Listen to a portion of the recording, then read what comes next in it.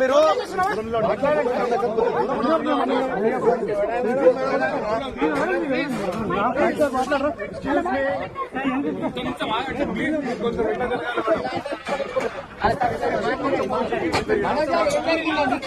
చెప్పండి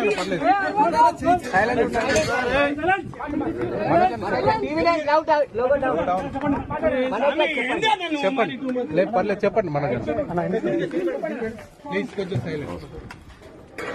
నేను ఆర్టీ కోసం ఈ పోరాటం చేయట్లేదు, ఎందుకంటే ఈ పోరాటం కూడా కాదు. అన్న లోగల్ డౌన్ చేయాలి.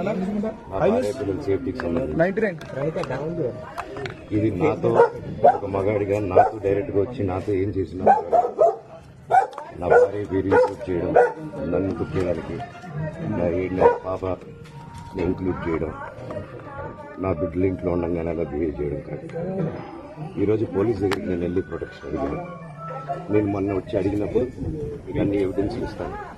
ఎస్ఐ గారు ఇక్కడి నుంచి వచ్చి నేను ఇస్తాను సార్ చూపించాను. కౌన్సిలర్లు అందరూ అభిప్రాయం దాంకుంటారని చూపించాను. అది నేను చూసి ఓకే సార్ మీ ధైర్యం అనేది మేము ఎక్కడికి వెళ్ళట్లేదని చెప్పి మాట్లాడి పారిపోయారు.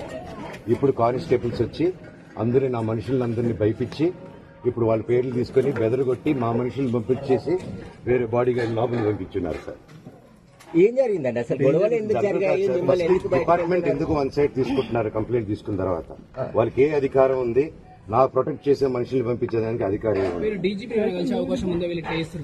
ప్రపంచంలో అందరినీ కలుస్తాను సార్. బయలుదేరి